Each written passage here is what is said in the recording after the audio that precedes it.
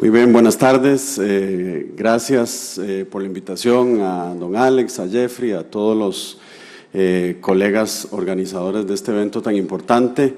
Gracias por abrir las puertas del Colegio de Abogados a politólogos también y que creo que una perspectiva interdisciplinaria nos puede ayudar a abordar un poco el fenómeno de cómo está el país 70 años después de la Constitución política.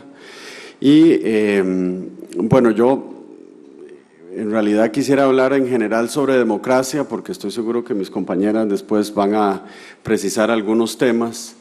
Yo quisiera que recuerden el título de democracia trabada o democracia empantanada, si me permiten una palabra un poco más metafórica.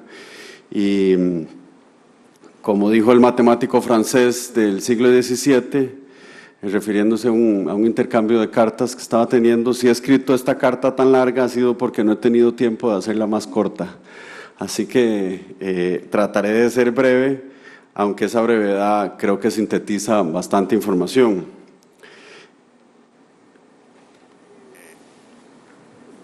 Bueno, un poco la primera pregunta que quisiera abordar es cómo llegamos acá. El momento en el que estamos, que es una democracia representativa, madura y consolidada, es el producto de una larga trayectoria conflictiva, desde la década del 40, por supuesto, incluso de antes. También hemos visto en estos 70 años, para ponerle una fecha de inicio a la reflexión, una creciente complejidad social, creciente complejidad política, pero también un mayor empoderamiento ciudadano, y también una creciente competencia partidaria, lo que ha abierto oportunidades para el pluralismo. Y algo muy importante que a veces damos por sentado, pero que de vez en cuando es bueno recordarlo, que se ha consolidado el mecanismo de las elecciones como el mecanismo de selección de los gobernantes y de la alternancia en el poder. Quisiera retomar una reflexión que se hizo en la mesa anterior sobre cómo la Constitución vigente es un reflejo de esos, primero, digamos, de la difícil década del 40 y que podríamos decir que son unos equilibrios dinámicos, pero también, como lo decía don Fabián antes, también de un intento por quitarle poder directamente al Poder Ejecutivo. Esos equilibrios también reflejan las reservas, desconfianzas y los temores de los actores políticos de la época, y eso de alguna manera nos ha llevado al Ejecutivo débil que tenemos el día de hoy. Esa desconfianza o esos equilibrios también se reflejó en un sistema de partidos que podríamos llamar bipolar al principio y luego bipartidista, que lo que refleja es la división heredada de la posguerra civil. Pero también esas desconfianzas mutuas propiciaron, por ejemplo, que los árbitros del partido, estoy hablando sobre todo del Tribunal Supremo de Elecciones y del Poder Judicial, tuvieran una autonomía creciente y una cada vez mayor fuerza e independencia. Me refiero por fuerza también al tema presupuestario. Ahí está Evelyn Villarreal, que ha estudiado ese proceso ampliamente desde el informe sobre el Estado de la Justicia. Y otra cosa que ha sido importante en estos 70 años y que es bueno recordarlo es cómo se ha consolidado el Estado de Derecho o el Rule of Law, como se llama normalmente, como una de las dimensiones claves de la democracia. También es importante reseñar la progresiva expansión de las políticas de bienestar, primero en salud e higiene y luego en políticas sociales, pero también como la década de 1980 y la crisis, sobre todo el 80, es de alguna manera, digamos, un momento difícil en la cual hay unas dificultades enormes para financiar ese estado de bienestar, pero también como un marcador de la consolidación del bipartidismo.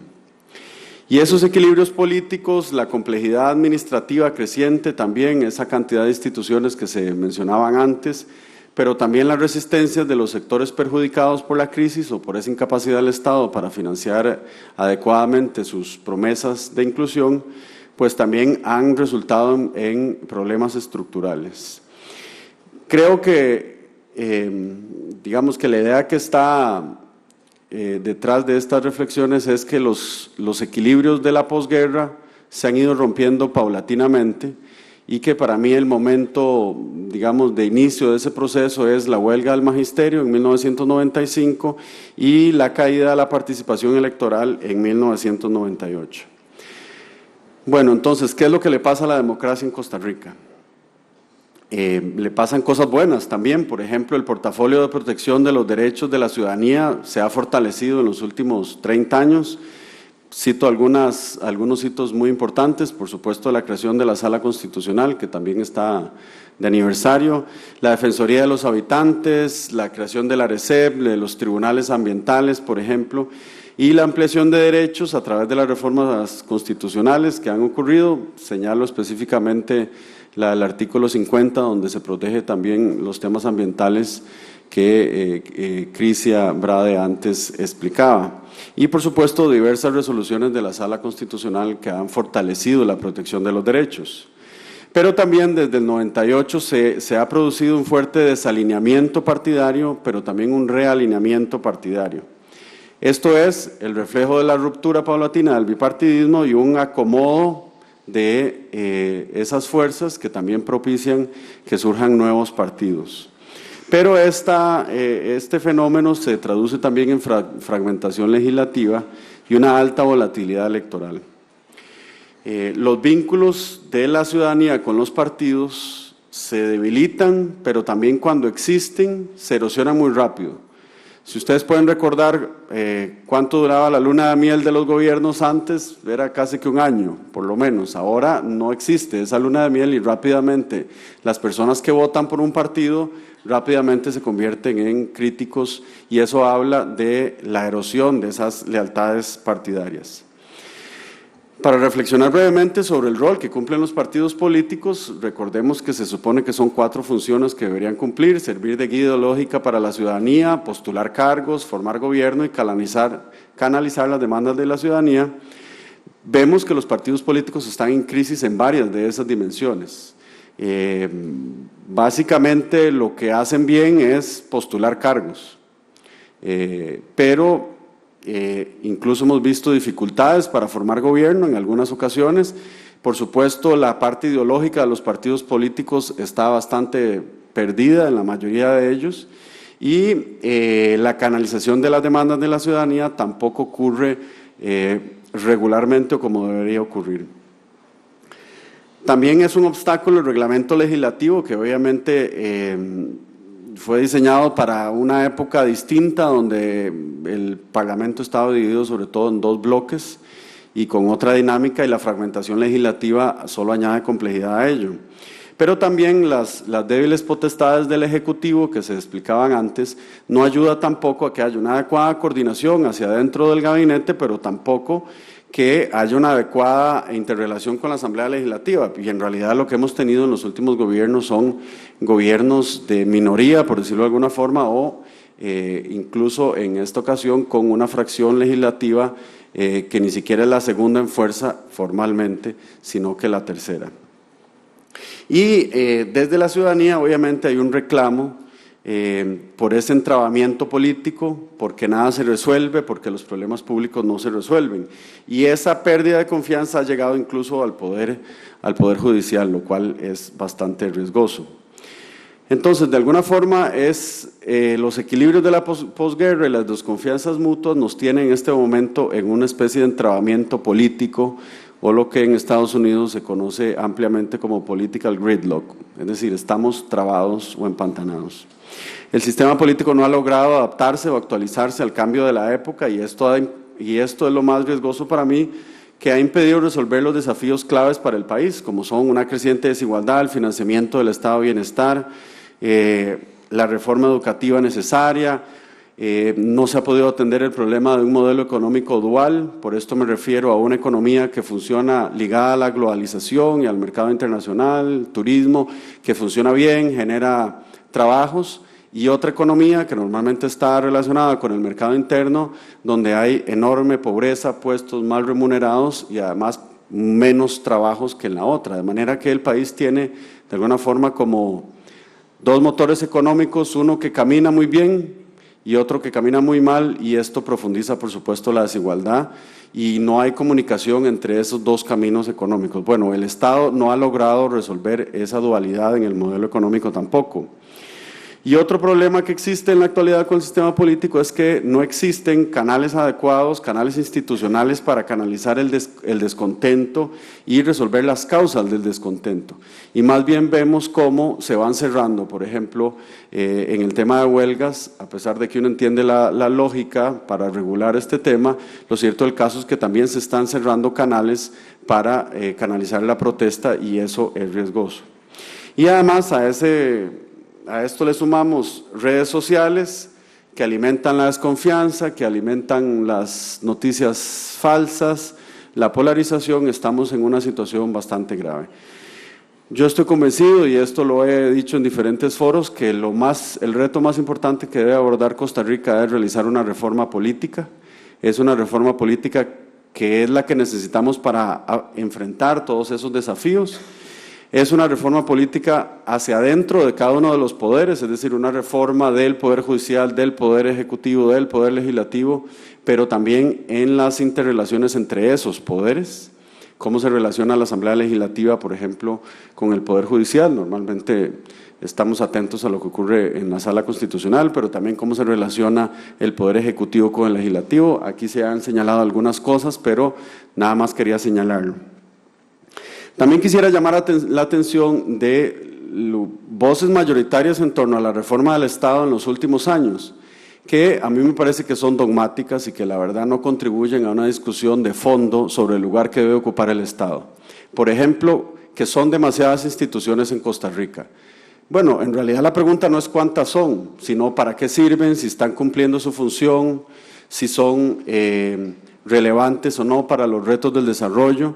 Porque digamos que usted diga, cumple el sueño neoliberal de cerrar 100 instituciones, tal vez no son las 100 instituciones que están funcionando peor, sino nada más aquellas que se quieren cerrar. Entonces, yo hago un llamado a que tengamos una discusión de fondo, en una discusión dogmática, nada más sin hacer un análisis adecuado, académico, con datos, con información seria de cuál es la reforma del Estado que debemos hacer.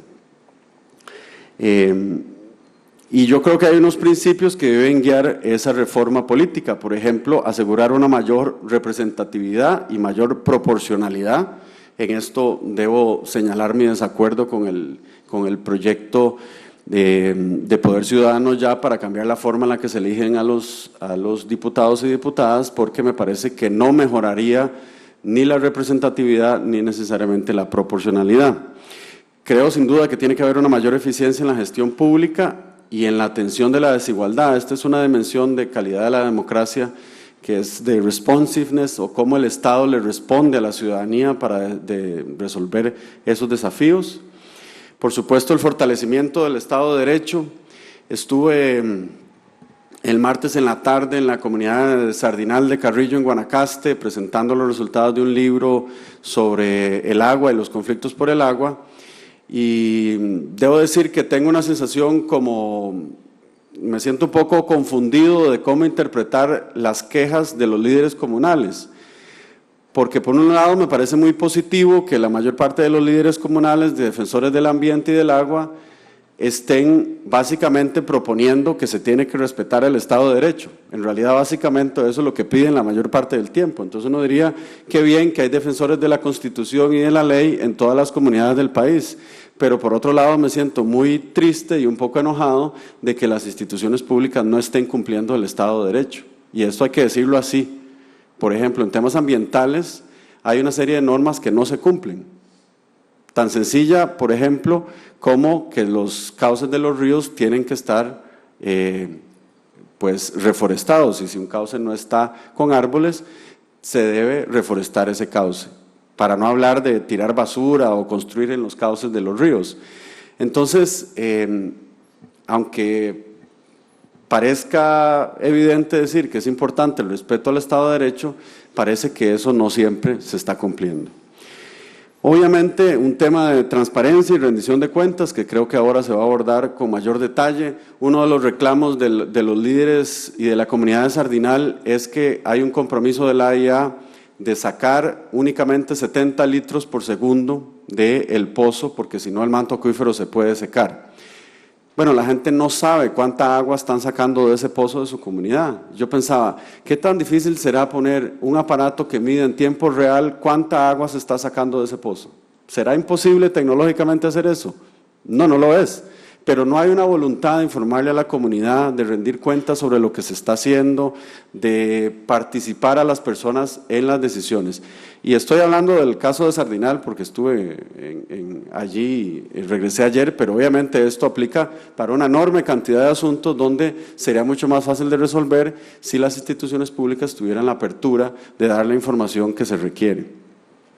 Esto, por supuesto, tiene que ver con participación ciudadana y deliberación, que creo que van a hablar más de eso más adelante. Y otra cosa que aparentemente dábamos por sentado en Costa Rica, pero que creo que ha sido un llamado de atención, darnos cuenta que hay que volver a defender los derechos humanos, volver a defender aquellas cosas que dábamos por sentadas, pero que parece que de nuevo hay un ataque neoconservador en contra de cosas que antes dábamos por sentadas. Entonces, creo que para realmente realizar la reforma política hay unos principios y hay una guía que debería orientarnos, y es tiempo de entrar a tener una discusión abierta con participación ciudadana y no cerrada en comisiones de notables donde solo los expertos pueden participar, sino donde haya amplia participación de la ciudadanía con ese norte de principios. Creo que el esfuerzo vale la pena para seguir celebrando más democracia y una constitución que la defienda 70 años más. Muchas gracias.